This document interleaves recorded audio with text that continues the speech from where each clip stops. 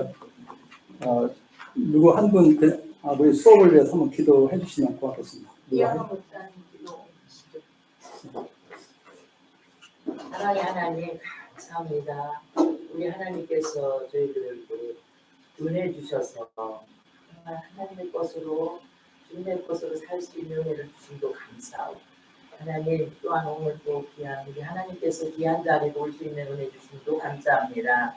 하나님, 우리가 또 이렇게 부족한 것들을 채워주시기 위해서 우리 하나님께서 이곳으로 인도해 주시면 감사합니다.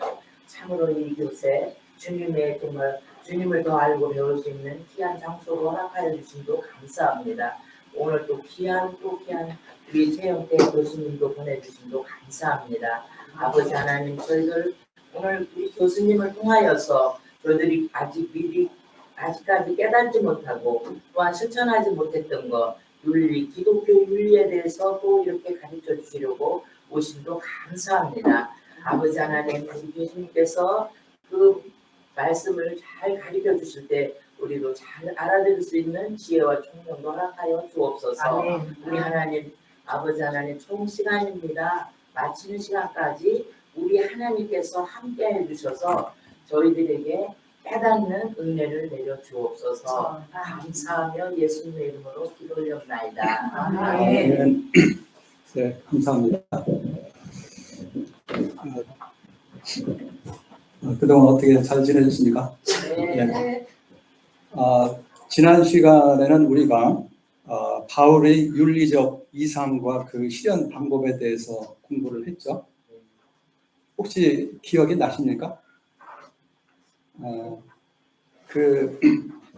사도 바울이 가르쳐준 또는 얘기한 바울의 윤리적 이상과 그 실현 방법이라고 했는데, 사실은 사도 바울이 우리에게 가르쳐준 또는 얘기한 우리 그리스도인들의 윤리적 이상과 그 실현 방법을 얘기한 것이다. 이렇게 우리가 공부를 했죠. 그래서 특별히 그 로마서에서 얘기하는 그리스도인의 윤리적 이상 4가지, 그리고 그 이상을 실현하는 방법, 이것에 대해서 우리가 지난 시간에 생각을 했습니다. 잠깐 우리가 앞으로 이게 공부하는 것이 서로 연결이 되어 있기 때문에 한번 잠깐 생각을 해보는 것입니다. 혹시 생각이 나는지 모르겠는데, 윤리적 이상이라고 하는 것은 우리들의 그리스도인들의 삶의 그 바람직한 모습, 우리 그리스도인들의 삶의 모습, 이것을 윤리적 이상이다, 이렇게 얘기한다고 그랬죠. 그러면 바울이 얘기한 그 윤리적 이상, 그리스도인들의 바람직한 삶의 모습, 특별히 로마서에서 얘기한 것을 보았는데, 그 4가지를 우리가 얘기한 것을 보았습니다. 혹시 기억이 나는지 모르겠네요. 로마서의 내용을 가지고 크게 볼 때, 우선 로마서 1장부터 5장까지에서 한 가지를 중요한 것을 얘기를 했고, 그 다음에 로마서 6장부터 8장까지를 통해서 또 한 가지 중요한 것을 얘기했고, 그 다음에는 실제적인 그런 그 삶에 있어서 그리스도인들의 실제적인 또는 공동체적인 그러한 삶에 있어서 바람직한 그러한 삶의 모습을 2가지를 얘기했는데, 주로 그것은 우리가 로마서 12장에서 2가지를 얘기한 것을 우리가 보았습니다. 먼저 원리적인 측면에서 또는 한 개인으로서 바람직한 그러한 그리스도인의 삶의 모습 2가지, 로마서 1장부터 5장까지 해서 한 가지, 그 다음에 6장부터 8장까지 해서 한 가지, 그렇게 각각 한 가지씩 해서 2가지를 얘기했는데, 혹시 무엇을 얘기했는지 조금 기억이 나십니까? 의롭게 사는 인간. 의롭게 사는. 그래. 그것은 이제 6장부터 8장까지 해서 얘기한 거죠. 1장부터 5장까지 해서 얘기하는 바람직한 그리스도인의 삶의 모습, 뭡니까? 로마서 1장부터 5장까지에서 주로 뭘 얘기하죠? 바울이? 구원에 대해서 얘기하죠. 구원 곧 영생.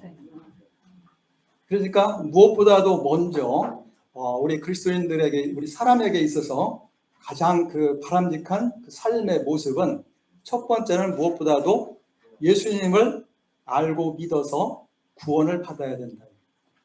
곧 그 구원은 생명, 곧 영생이다. 첫 번째는 그 하나님의 생명, 곧 영생을 얻어야 모든 것의 그 시작이 되는 겁니다. 그 구원, 곧 영생이 우리 그리스도인들의 그 바람직한 삶의 시작이 되는 것이고 기초가 되는 거예요. 첫째는 영생을 얻어야 된다. 그래 그게 바람직한 삶이 되는 거예요. 그것이 로마서 1장부터 5장까지를 통해서 사도 바울이 우리에게 가르쳐주는 우리 그리스도인의 바람직한 삶의 모습입니다. 영생을 얻어야 된다. 참 생명을 얻어야 되는 것입니다. 그 다음에 로마서 6장부터 8장까지에서 가르쳐주는 그리스도인의 바람직한 삶의 모습. 죄에서 떠나 거룩하고 이렇게 사는다. 그렇죠.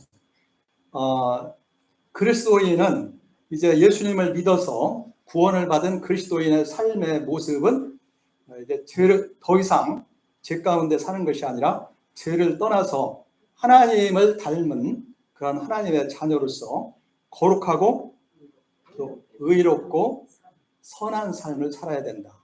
이것이 그리스도인의 바람직한 삶의 모습입니다. 로마서 6장에서 8장까지에서 가르쳐주는 그리스도인의 바람직한 삶의 모습. 더 이상 죄 가운데 사는 것이 아니라 죄에서 떠나 거룩하고, 그리고 하나님의 자녀로서 하나님을 닮은 거룩하고 의롭고 선한 그런 삶을 사는 사람이 되어야 한다는 것입니다. 그것이 바람직한 삶의 모습이고, 그것이 참으로 행복한 삶입니다. 더 이상 죄 가운데 사는 것이 아니라 죄에서 떠나서 거룩하고 의롭고 선한 삶을 살아야 한다. 이것이 사도 바울이 가르쳐주는 두 번째 그리스도인의 그 바람직한 그런 삶의 모습입니다.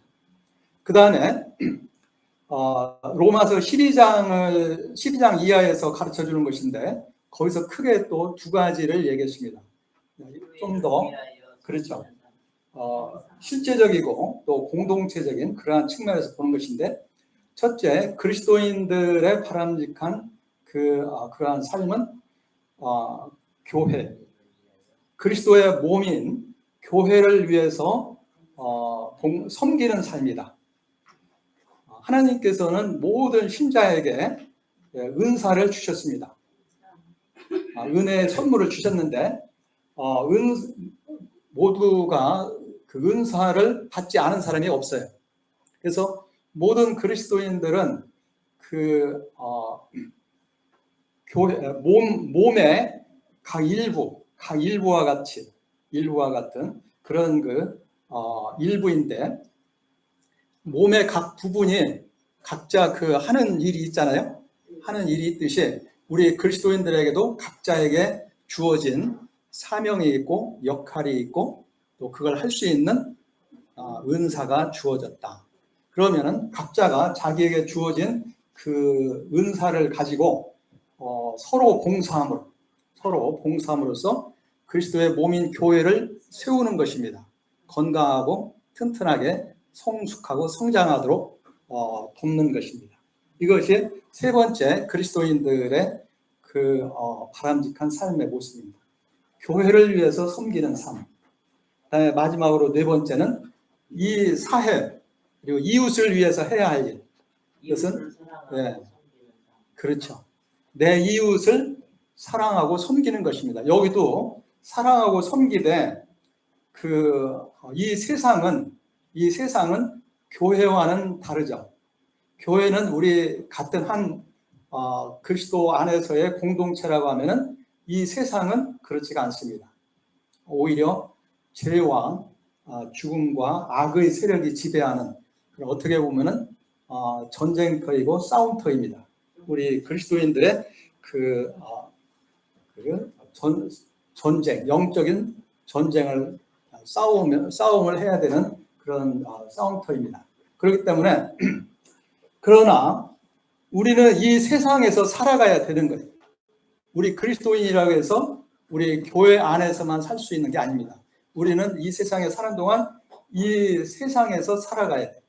근데 이 세상에서 살아가는 데 있어서는 우리 영적인 싸움을 싸워야 되는 거예요. 우리를 반대하는 사람도 있고, 심지어 우리를 해치려는 사람도 있고, 우리를 시험하고 유혹하는 자들도 있고, 이 세상은 그렇습니다. 왜냐하면 아직 이 세상이 아직 완전하게 하나님의 나라가 되지 못하였기 때문입니다. 그렇기 때문에 우리가 이 세상 속에서 그리스도인들이 살아가기 위해서는 그 영적인 싸움을 싸워야 되는 거예요. 그래서 그 세상은 끊임없이 우리를 도전해 오는데 시험, 유혹으로서 우리를 무너뜨리려고 합니다. 반대로 우리 그리스도인들은 이 세상에 대해서 세상에 굴복해서 세상에 져서 죽는 것이 아니라 오히려 이 세상에 빛을 비추고 소금으로서의 역할을 해야 되는 거예요. 그러니까 이게 서로 싸울 수밖에 없죠. 영적인 싸움을 싸울 수밖에 없습니다. 그런데 우리가 이 세상에서 이렇게 싸우는 데 있어서는 그들이 우리에게 악을 행한다고 해서 우리도 똑같이 악으로 대항해서는 안 되는 것이죠. 우리는 그 대신에 우리는 하나님이 우리와 함께 계시다. 하나님이 온 세상을 다스리시고 심판하신다. 그걸 믿고 오히려 하나님이 주시는 은혜를 가지고 능력을 가지고 이 세상 속에 복음을 전하고 또 기도하고 그들을 위해서 오히려 축복하고 함으로써 선으로서 악을 이기는 그런 삶을 살아야 됩니다. 우리는 이 세상을 이겨야 돼요. 이 세상을 이겨야 돼요. 세상에 져서 거기에 무너지는 그런 자가 되는 것이 아니라 우리는 세상을 이기고 오히려 거기에 세상에 빛을 비춰야 되는데 그러기 위해서는 하나님의 은혜와 능력이 필요한 것입니다. 우리는 매일 이러한 영적인 싸움을 싸우기 위해서 준비를 하고 하나님의 은혜와 능력을 힘입어야 됩니다. 그리고 하나님의 은혜와 능력에 의해서 이 세상에 악으로서 그들과 싸우는 것이 아니라 오히려 그들에게 선을 행함으로써 우리가 그들을 이기는 것입니다. 그래서 사도 바울이 로마서 12장 21절에 악에게 지지 말고 선으로서 악을 이겨라. 악에게 굴복해서 우리도 같이 악을 행하는 자가 되는 것이 아니라 오히려 선으로서 악을 이기는 그러한 우리가 되어야 된다는 거예요. 우리는 하나님의 은혜를 힘입어서 이 세상을 이기고 오히려 세상에 빛을 비추고 세상을 변화시키는 그런 사람이 되어야 된다는 거죠. 그래서 우리가 하나님의 말씀으로 무장하고 또 이 진리로 무장을 해서 세상 속에서 우리는 살아야 됩니다. 살되 우리는 이 세상에서 정의를 실행해야 돼요. 정의를 행해야 돼요. 의를 행함으로써 그리고 사랑을 실천해야 됩니다. 의와 사랑을 실천함으로써 이 세상이 변화되는 거예요. 그래서 우리가 이 그리스도인들이 이와 같이 그 세상 속에서 빛을 비추는 삶을 살아갈 때에 세상이 변화됩니다. 그래서 그만큼 세상도 더 좋은 세상이 되는 거예요. 물론 거듭해서 얘기하지만은 이 세상이 완전한 하나님의 나라가 이루어지는 것은 예수님이 다시 오셔야 이루어집니다. 그러나 그때까지 우리는 그저 세상에 굴복해서 있으면서 예수님 오시기만 기다리는 것이 아니라 우리는 하나님이 주시는 은혜와 능력을 힘입어서 세상 속에서 의를 행하고 하나님의 뜻을 실천함으로써 세상을 변화시키면서 살아야 되는 것이죠. 그게 우리가 이 세상 속에서 살아야 되는 삶의 모습입니다. 이렇게 살아갈 때에 비록 우리가 보기에는 너무 변화가 없는 것 같이 보이고 또 느린 것 같이 보일지 몰라도 우리 그리스도인들이 매일 이와 같이 그 주님 은혜 안에서 살아갈 때 세상은 변화되는 거예요. 먼저 나 자신의 삶이 변화되고 나의 가정이 변화되고 또 우리 교회, 직장, 우리 사회 나아가서 전 세계에 하나님의 뜻이 이루어지는 그리고 하나님의 평화가 이루어지는 그런 나라가 이루어지는 것을 믿습니다. 그래서 지금 이 세상은 우리 인간의 눈으로만 보면은 그 세상의 권력자들이 세상을 지배하는 것 같이 보입니다. 저기 그 러시아의 푸틴이 핵무기를 가지고 경우에 따라서는 핵무기도 쓸 수 있다 하면서 위협을 하고 북한의 김정은도 핵무기를 가지고 위협을 하고 또 중국도 여러 가지 무장을 하고서 주위의 여러 나라들을 위협을 합니다. 그러면은 이제 사람들은 그걸 두려워하고 겁을 먹죠. 그러나 우리 예수 믿는 사람들은 그들을 조금도 두려워할 필요가 없습니다. 왜? 그들 위에 우리 하나님이 계십니다. 그들 위에 우리 예수님이 계십니다. 그래서 요한계시록 1장에 보면은 땅의 임금들의 머리가 되신 예수님, 땅의 임금들의 머리가 되신 예수님. 그러니까 하나님께서 예수님이 이 땅의 지도자들도 세우기도 하고 무너지기도 하고 그리고 그들이 하나님의 뜻 안에서 하나님의 허용 안에서 그게 지금 있는 것이지 하나님이 그만해 하면 더 이상 할 수가 없는 거예요. 그것도 다 하나님의 계획과 뜻 가운데에서 그러한 모든 것이 이루어지고 있다 하는 것을 우리는 믿고 그 다음에 궁극적으로는 그리스도께서 오셔서 모든 악의 세력을 굴복시키고 영원한 또 참 진리와 의와 사랑이 실현되는 그런 하나님의 나라가 이루어질 것을 우리는 믿기 때문이죠. 그때까지 우리는 이 세상 속에서 싸워야 되는 것입니다. 영적인 싸움을 싸우는 거예요.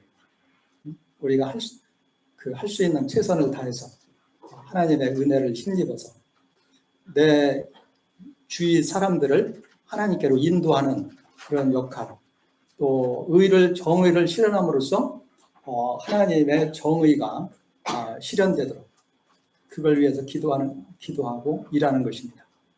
그래서 오늘날 우리 한국은 굉장히 중요한 사명을 가지고 있다고 생각해요. 주위에 일본도 있고 중국도 있고 여러 동남아, 인도, 세계 여러 나라들이 있지만은 그래서 한국은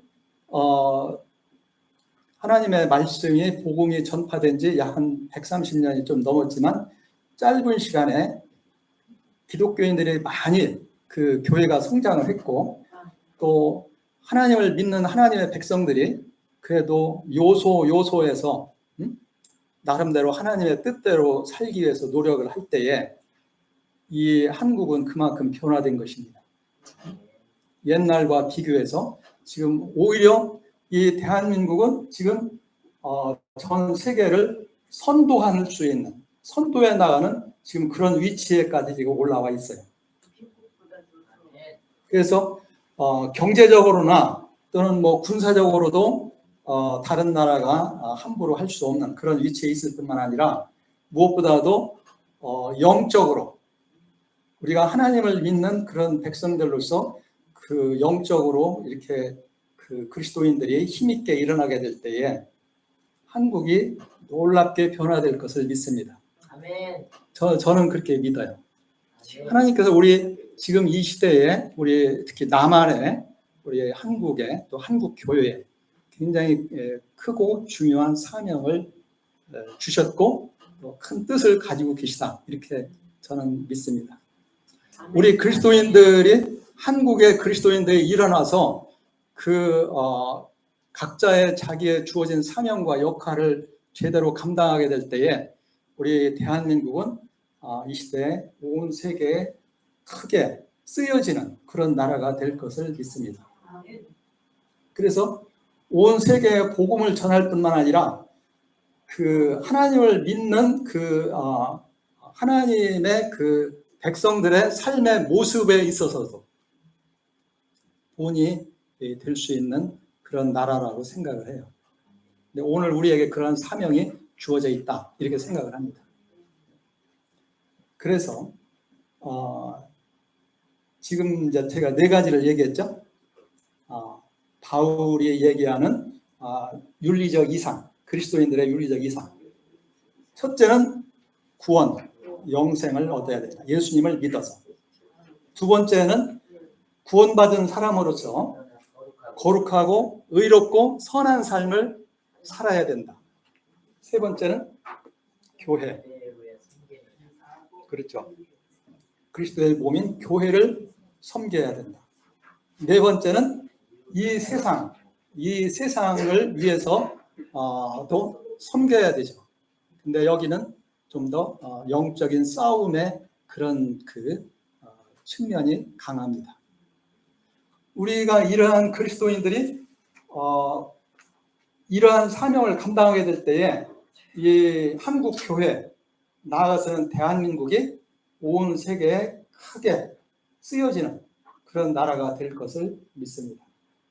그러니까 복음을 증거하는 그런 측면에서 뿐만 아니라 사람들이 어떻게 살아야 되는가, 온 세계에 정의와 평화가 이루어지게 하는 그러한 일을 하는 데 있어서 중요한 역할을 할 것이다 이렇게 믿어요. 그래서 저 혼자 믿는 건 아니겠죠? 네. 지금 많이 그렇게 되는 과정을 있는 것 같아요. 그렇죠. 많은 때로는 오히려 악이, 네, 그렇죠. 때로는 악이 이기는 것 같고 악이 더 강한 것 같이 그렇게 보이기도 하지만은 궁극적으로 우리 대한민국에, 특히 한국 교회에 하나님께서 그러한 중요한 사명을 주셨다고 저는 생각을 합니다. 그래서 온 세계에 변화되는 그러한 변화시키는 역할을 하게 될 것을 믿습니다. 자, 이것이 바울의 윤리적 이상인데 그것은 바울이 가르쳐줬다고 해서 바울의 윤리적 이상인데 그것은 또한 동시에 우리 그리스도인들의 윤리적 이상입니다. 우리 그리스도인들이 어떻게 살아야 하는가에 대해서 사도 바울이 로마서를 통해서 가르쳐준 크게 4가지 중요한 그런 바람직한 삶의 모습, 그것을 제가 바울의 윤리적 이상이다 이렇게 얘기를 했어요. 두 번째, 이와 같은 이상이 어떻게 가능하냐, 그것이 이제 실현 방법이죠. 첫 번째, 영생을 얻는 것, 또 우리가 거룩하고 의롭고 선하게 사는 것, 교회를 섬기는 것, 이 세상에서 영적인 싸움을 싸우는 것. 첫 번째 우리가 알아야 될 것은 우리 인간의 힘으로 불가능하다. 우리 인간의 능력으로 불가능하다. 그럼 그게 어떻게 가능하냐? 우리가 그럼 할 수 없는 것을 우리 보고 하라고 합니까? 한마디로 하나님의 은혜로 가능하다. 하나님이 우리와 함께 하시기 때문에 가능하다. 할 수 있다. 그러면 이것을 위해서 하나님께서 특별히 크게 준비하신 것을 2가지를 우리가 생각해 볼 수가 있는데 이와 같은 것을 할 수 있게 하기 위해서 하나님이 준비하신 것이 물론 여러 가지 얘기할 수 있겠지만 크게 2가지를 얘기한다면 뭘 얘기할 수 있을까요? 예, 그래 아주 잘 기억. 그렇습니다. 예수님의 십자가의 죽음, 십자가가 첫째 중요한. 예수님의 십자가는 죄와 죽음과 악의 세력에서 우리를 해방시켜요. 우리를 자유케 해요.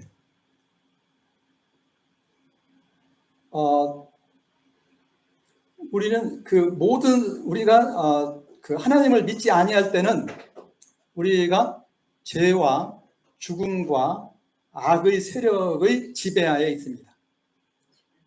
그래서 그 다른 말로 표현하면은 죄의 종이고 죽음의 종이고 악의 종이었습니다.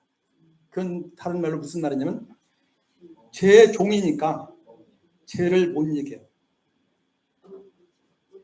죄의 종이, 죄를 못 이겨요. 두 번째, 죽음의 종이니까 죽음을 못 이기는 겁니다.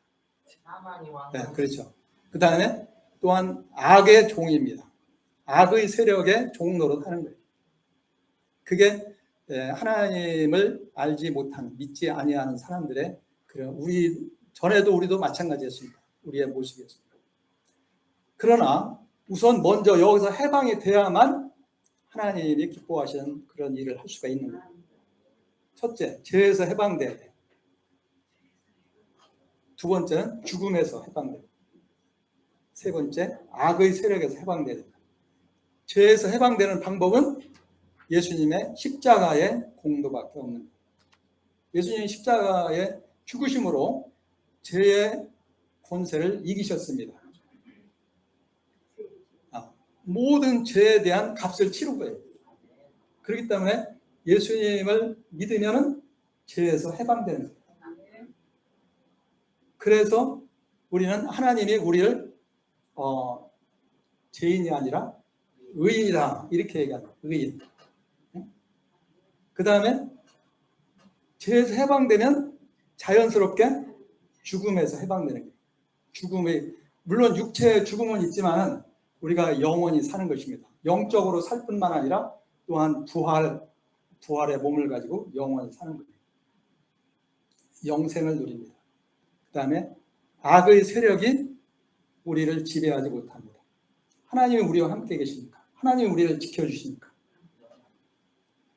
우리가 이렇게 자유케 되는 거예요. 그러니까 우리는 이제 그 예수님의 그 죄와 죽음과 악에서 해방되어서 의롭고 또 죽음 대신에 생명을 얻었고 참 생명을 얻었고 또 악에서 해방되어 선에 속한 자가 되었습니다. 그렇기 때문에 이제는 곧 빛의 자녀, 하나님의 자녀로서 우리는 또한 의를 행하고 그 다음에 생명 가운데 살고 그 다음에 선을 행할 수 있는 그런 사람들이 된 것입니다. 그래서 십자가는 우리를 모든 죄에서 해방시켜요. 그 다음에 죽음에서 해방시켜요. 우리를 십자가의 피 공로가 우리를 악의 세력에서 해방시켜요. 자유로운 하나님의 자녀, 하나님의 백성이 되는 거예요. 하나님의 사랑받는 자녀가 된 것입니다. 첫째는 십자가가 필요해요. 그래서 예수님의 십자가의 그 은혜를 힘입어 예수님의 십자가를 믿는 거예요. 그러므로 이렇게 자유로운 사람이 첫째 돼야 돼요. 그래야만 선을 행할 수가 있는 거예요. 두 번째, 그러나 우리가 예수님을 믿어서 생명을 얻고 새 사람이 되었다고 할지라도 우리는 아직도 인간으로서의 연약함을 가지고 있는 것입니다. 인간으로서의 육체와 함께 우리 육체도 연약하고 비록 예수님을 믿어서 하나님의 자녀가 되고 새 사람이 되었지만은 우리가 이 세상에 사는 동안에는 아직도 육체를 가지고 있어요. 그리고 인간으로서의 연약함을 가지고 있는 거예요. 우리 육체에도 연약해요. 아무리 힘이 있어도 탱크와 맞설 수가 없죠. 우리 인간이 육체로 할 수 없는 거 많습니다. 그 다음에 또 우리의 정신도 연약해요. 정신. 지적으로도 모르는 거 많잖아요. 또 우리의 감정도 많이 불안해요. 그 다음에 우리의 의지도 약해요. 그렇기 때문에 우리 인간 자신의 이와 같은 연약한 그런 능력으로는 악의 세력을 못 이깁니다. 악의 세력이 강해요. 하나님을 대적하는 세력이잖아요. 그런데 하나님께서 그러한 우리들을 돕기 위해서 성령을 보내주십니다. 성령. 그래서 성령이 우리와 함께 계셔요. 예수 믿는 사람들에게 성령을 주셔서 성령이 우리와 함께 계셔요. 성령은 한마디로 예수님 대신에 오신 분이에요. 우리와 함께 계셔서 예수님이 하시는 일을 하시는 거예요. 성령이. 그러니까 성령은 또한 우리의 보증이 되십니다. 영생에 대한 보증이 되셔가지고 우리를 가르치고 깨우치고 또 위로하고 격려하고 또 인도하고 우리를 예수님이 우리를 인도하듯이 목자로서 우리를 인도하듯이 우리를 위해서 기도하고 그 모든 예수님의 일을 성령이 하시는 거예요. 대신 하시는 거예요. 그래서 우리가 비록 우리 눈에 보이지 않지만 성령과 함께 이 세상에서 살아갈 때 우리는 이 세상의 죽음과 죄와 악의 세력을 이기면서 살아갈 수가 있는 겁니다.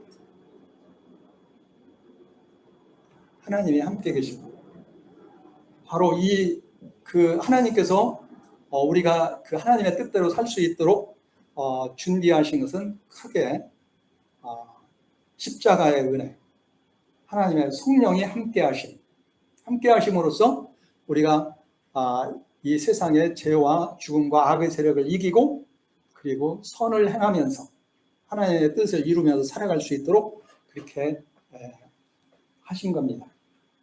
그런데 하나님이 이와 같은 것을 그 준비를 하셨다고 해서 그냥 저절로 이루어지는 것이 아니에요.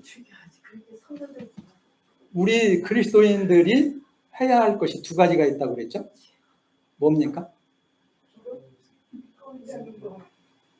네, 그렇죠? 믿고 의지하는 거 첫 번째. 그래, 기도가 곧 의지하는 거예요. 기도가 하나님을 의지하는 거예요. 응? 믿고 기도하고 의지하는 것이 첫 번째입니다. 두 번째는 순종입니다. 우리 그리스도인들은 하나님이 이러한 하신 모든 일들을 믿고 그리고 그 하나님을 의지하고 그것은 곧 기도하는 것이 곧 의지하는 거예요. 기도하면은 믿고 의지하면 하나님께서 모든 필요한 것을 우리에게 주시는 거예요.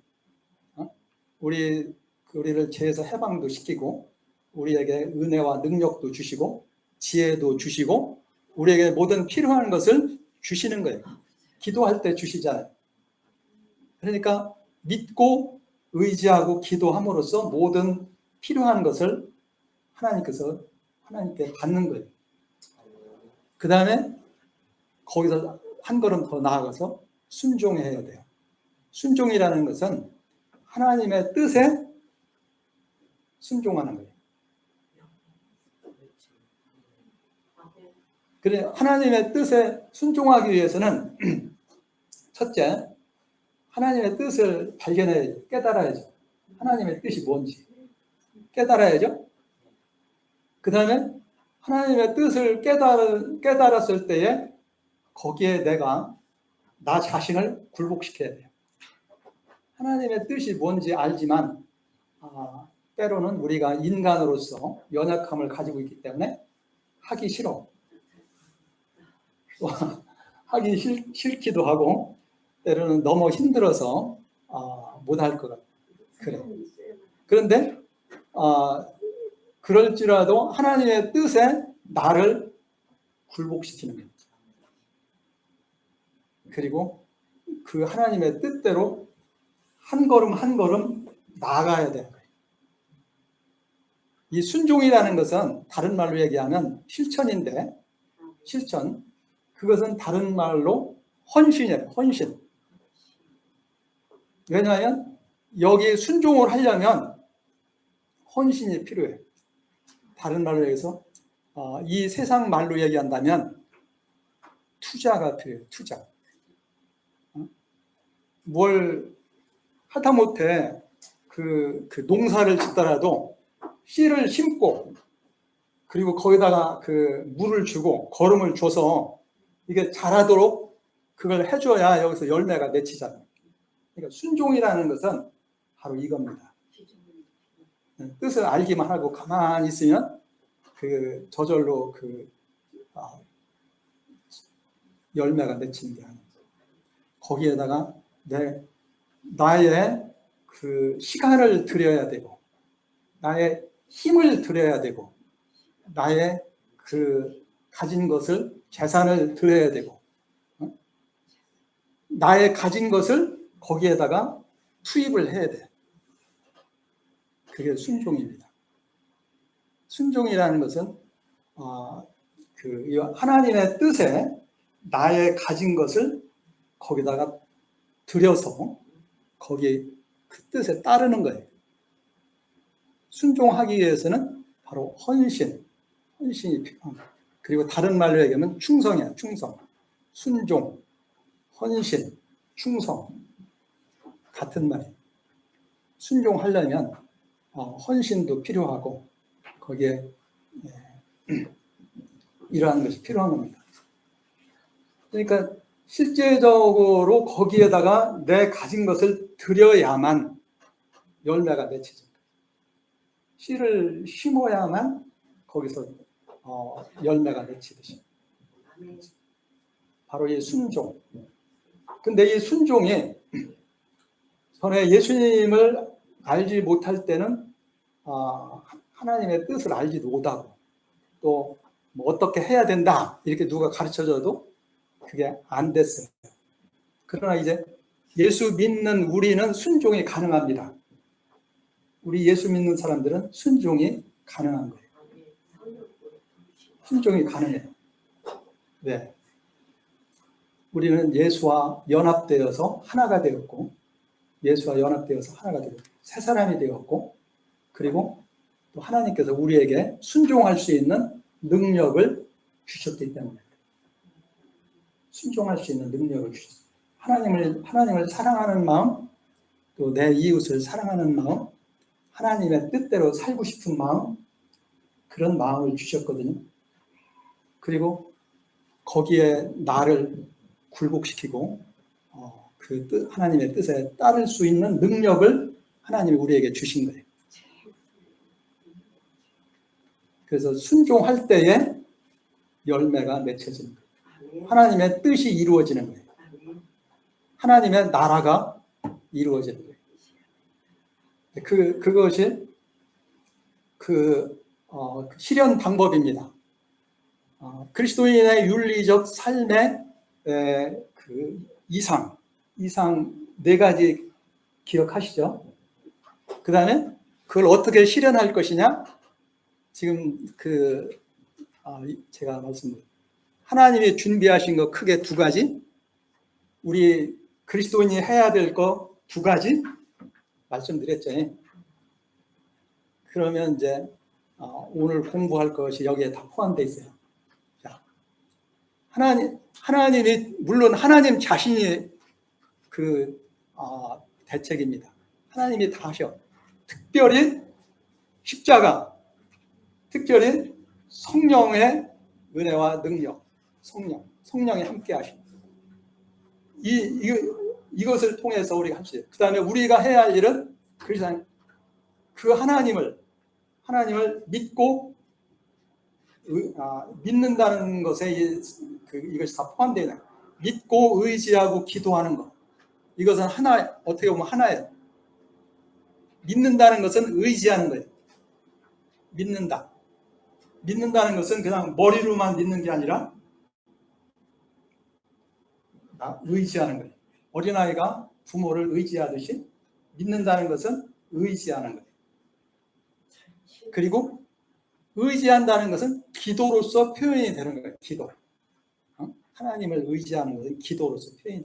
그래서 믿고 의지하고 기도함으로써 우리에게 필요한 모든 것을 하나님이 주시는 겁니다. 하지만 기도 안 하게 되면 하나님의 뜻이 아니에요. 하나님의 뜻이 안 나타난다. 교제가 안 이루어지잖아. 하나님의 은혜와 능력을 경험을 못해. 기도를 하지 않으면. 그런데 기도함으로써 하나님의 은혜와 사랑이 나의 것이 돼. 실제적인 것, 나의 실제가 되는 거예요. 그리고 그러한 은혜와 능력을 가지고 있으니까 순종이 가능한 거예요. 그래서 우리들의 믿음이 순종에까지 나아가게 될 때에 거기에 열매가 맺혀지고 하나님의 뜻이 이루어지는 거예요. 그게 쉬운 방법입니다. 그래서 하나님의 뜻을 우리가 알기 위해서 말씀도 공부하고 서로 교제도 하고 하나님 기도함으로써 하나님의 뜻을 깨닫기도 하고 이렇게 하는 거죠.